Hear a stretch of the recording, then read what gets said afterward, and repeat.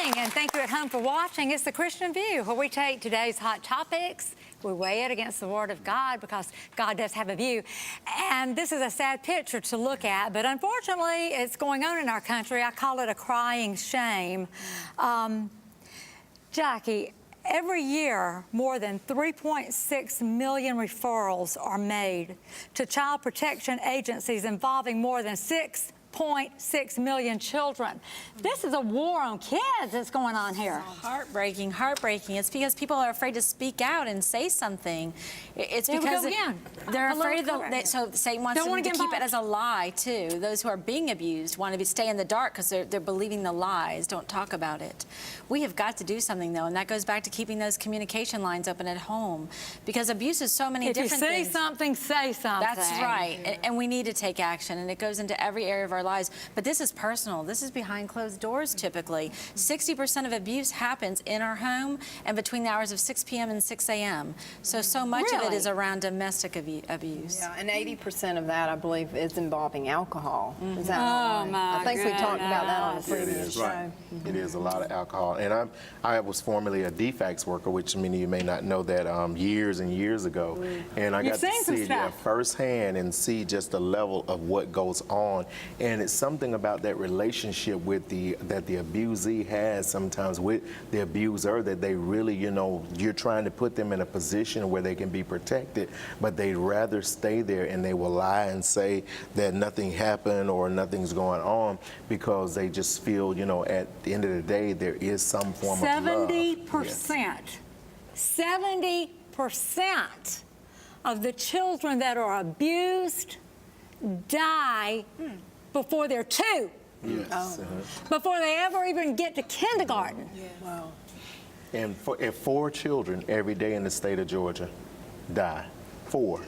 And the United States is one of the worst places that's happening, by the way. And we're called to be the voice for those who have no defense or who cannot defend themselves. Yes. And so, again, it goes back to the church, goes back to Christianity in the sense of us being able to be the ones who let the world know that this cannot continue.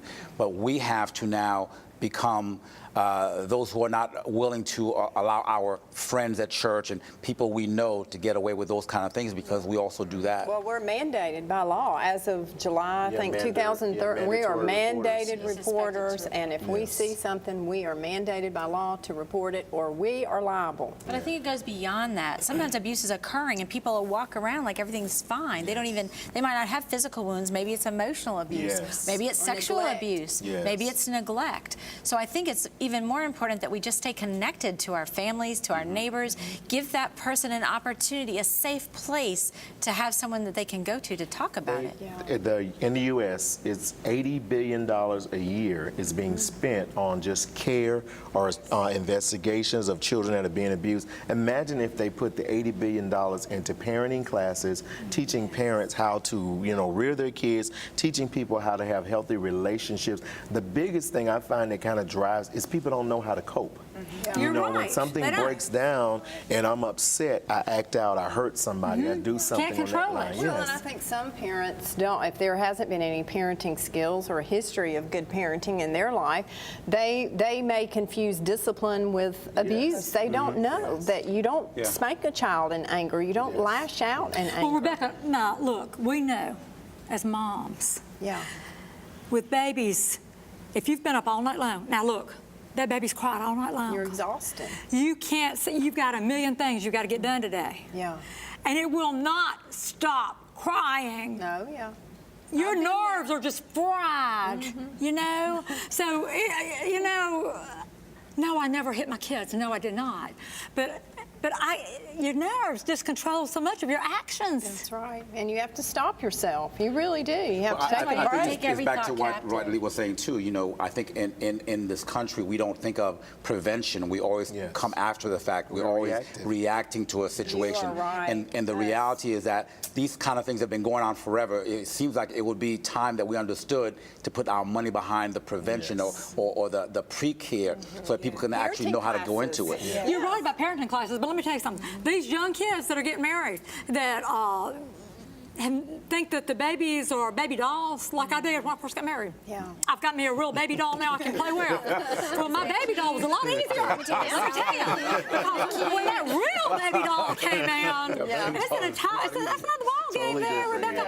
They just don't have a clue what's coming with that baby doll. Yeah, you know, true. your life ended. It's gone for a long time. Yeah. It's all about this baby doll. Yeah, that's why what he's saying, prevention is so important. I think you got to do everything we can to try to train up, to teach our children how to be good parents. It speaks to the burden, too, and where families can come in and help, because it is a lot of burden. I mean, I had 5 children. I was a military spouse doing half of that alone, right? Oh, so it takes to needing a family that will come in and help, or having neighbors and a sense of community. Because, first of all, you have to have self-care, or you can't give to even babies unless you're taking care of yourself, because you're exhausted. Right. And then there is that opportunity for just poor choice. That's a pull back on our Christianity, too, because really, we were called to be a community. And so now we become a people that are every man for himself, like the society, as opposed to the Christian values that and heritage that we have in the scriptures. So we have to go back to that extended family understanding so that we have that unit that helps each other. A village that raises a child. Yes, but you know what? I think that we are so busy